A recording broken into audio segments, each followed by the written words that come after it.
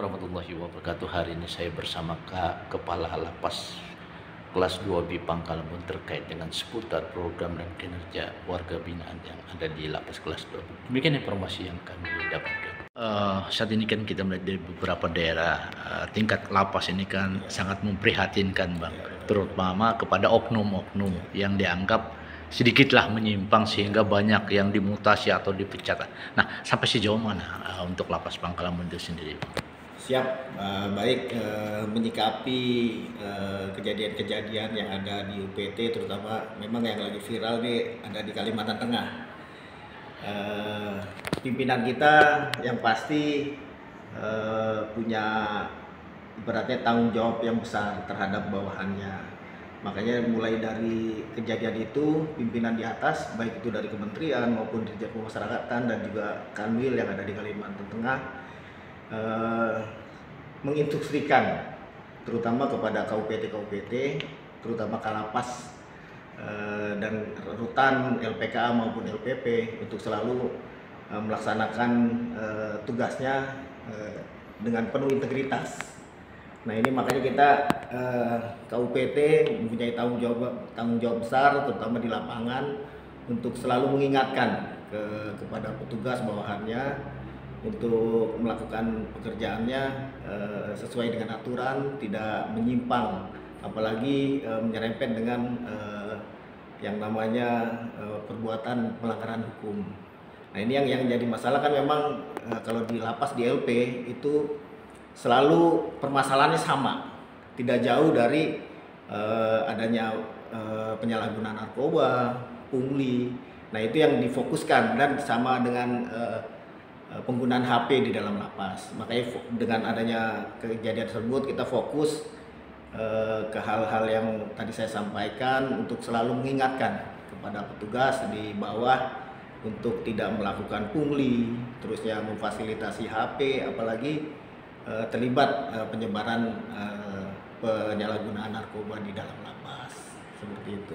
Nah, kalau kita untuk mengantisipasi ini kan permainan oknum ya. Artinya kalau lapas mungkin tidak serta merta harus turun ke bawah, paling tidak kan mungkin sewaktu-waktu. Nah, kelihatannya kalau dengan jumlah petugas di sini berapa jumlah, Bang? Baik, jadi memang saya selaku pimpinan kan memang ya pasti punya tanggung jawab, ya tidak 24 jam bisa mengawasi warga binaan, maksudnya petugas. Nah, makanya kita membuat semacam peraturan, surat perintah yang kita tempel baik itu di Komandan Jaga maupun di P2U, terutama masalah keluar masuk baik itu warga binaan, keluarga warga binaan, pengunjung maupun petugas, untuk dilakukan selalu penggeledahan secara teliti, baik itu penggeledahan barang maupun penggeledahan badan. Nah, itu selalu kita laksanakan, walaupun ibaratnya sesama petugas tetap kita laksanakan penggeledahan badan. Nah, ini memungkinkan supaya minimal petugas yang akan berbuat tidak baik merasa agak terhalangi lah ibaratnya dengan adanya itu. Nah, mudah-mudahan kalau kita punya komitmen, punya integritas seluruh petugas, mudah-mudahan di Lapas Pangkalembun ini tidak terjadi yang namanya pelanggaran seperti itu. Nah, kalau untuk saat ini, Bang, ada enggak keluhan warga binaan walaupun selama ini kan standar SOP untuk pembinaan terus berjalan gitu. Nah, di saat ini ada enggak keluhan-keluhan pembinaan? Sebenarnya kalau di Lapas Pangkalembun ini ya karena sudah over kapasitas. Ya hampir 400% kita over kapasitas. Yang dikeluhkan rata-rata memang masalah isi yang ada di kamar, yang harusnya diisi 6 orang sekarang udah diisi 14 orang satu kamar. Nah, ini kadang memang keluhannya satu, tidurnya kurang nyenyak, apalagi mungkin dengan jumlah yang banyak dalam satu kamar, yang pasti kan sirkulasi udara dan lain sebagainya itu kan panas dan lain sebagainya, itu kadang menjadi keluhan warga binaan.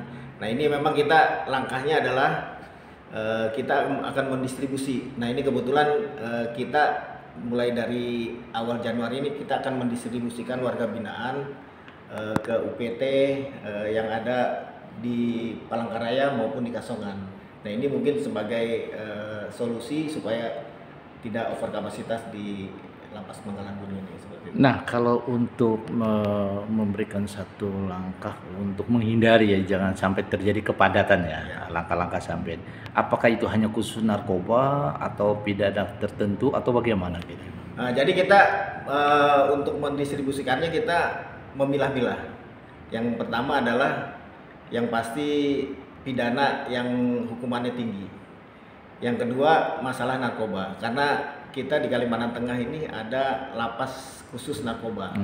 Nah jadi yang mungkin ada sebagian yang pidananya tinggi, terutama khusus narkoba kita akan pindahkan ke LPK Songan. Dan kalau untuk pidana umum, yang pidana-pidananya yang tinggi kita akan pindahkan ke lapas Palangkaraya. Dan perlu ditambahkan juga, ini kita di Kementerian Hukum dan HAM ada program ketahanan pangan yang kebetulan dipusatkan di Kapuas. Nah ini kebetulan kemarin kita KUPT rapat di kantor wilayah. Jadi untuk ketahanan pangan terutama di Kapuas itu membutuhkan tenaga 100 orang. Nah kemarin kita memberikan data warga binaan yang sudah setengah masa pidana ke Bapas untuk di assessment. Nah nanti mungkin dari berapa ratus warga binaan yang udah setengah masa pidana itu akan dipilah. Nah nanti kalau memang dia punya niat untuk membantu ketahanan pangan yang ada di Kapuas, itu nanti kita akan pindahkan ke Kapuas untuk mengikuti program ketahanan pangan berdasarkan program Asta Cita Presiden. Oh, berarti ini sudah siap untuk kirim pasukan ke sana ya, Dok? Siap, sudah udah datanya sudah ada, tinggal kita actionnya aja untuk memindahkan. Tapi kalau memang diminta itu untuk lapas di masing-masing lapas, khususnya untuk kelas 2 Pangkalamun berapa banyak Bang diminta lapas itu? Kemarin sih dimintanya 100 orang. 100 warga binaan. 100 warga binaan. Nah sekarang dari lapas itu sendiri apakah ini ada persyaratan atau memang ada kriteria walaupun mereka sudah masih setengah hukuman gitu? Untuk dipindahkan? Iya.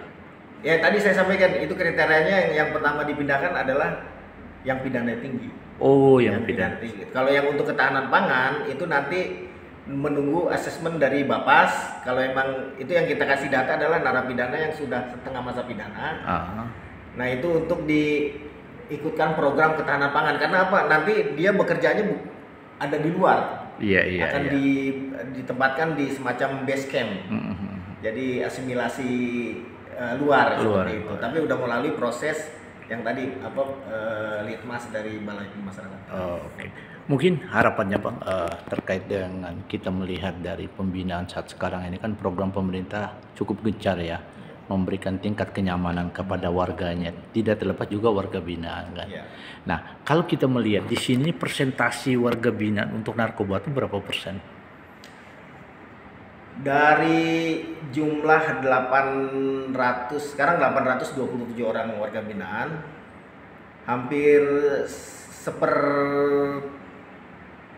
seperempatnya kasus narkoba. Berarti sekitar 300 orang. 300-an orang. Narkoba itu. Narkoba 200 sampai 300 orang lah. Kalau kita melihat rata-rata hukumannya, Bang. Nah, ini memang pidananya kalau pidana khusus untuk narkoba itu kan minimal 4 tahun. Iya. 4 tahun. Nah, ini memang tergantung barang bukti biasanya. Iya. Kalau barang buktinya sedikit ya paling antara 4 sampai 6 tahun. Tapi kalau dia barang buktinya tinggi itu bisa sampai kadang ada yang 9 tahun. Oh gitu ya. Tapi rata-rata di sini ada enggak di bawah 4 tahun? Tidak ada. Tidak ada. Ada yang pemakai. Oh, pemakai. Yang pemakai itu pernah kalau nggak salah, tapi udah bebas orangnya. Itu kena 1 tahun 8 bulan kalau nggak salah. 1 tahun 8. Cuma memang ada yang pidana tinggi di sini. Yang dari Lamandau yang berapa kilo itu ya? Ya, pidananya kena seumur hidup. Oh, itu ya? Itu berapa kilo itu? Itu kalau nggak salah 33 kilo. 33. Ini sekarang ini ada baru lagi nih saya dengar informasi. Ada baru lagi yang Informasinya seperti itu. berapa kilo gitu. Seperti itu. Gitu ya. Ya. Nah, yang sekarang yang masih di sidang ini sudah putus belum? Yang 33 kilo sudah putus. Oh, sudah putus. Sudah putus, cuma lagi jaksanya melakukan banding. Oh, banding ya. Melakukan banding. Terus yang perkara yang ada beberapa sekitar 5 kilo atau 6 kilo gitu saya dengan informasi. Nah, yang ini saya belum tahu informasinya Belum, nih. ya? Oh gitu ya. Sampai sejauh mana proses ininya beradilan. Oke, makasih Pak. Ya.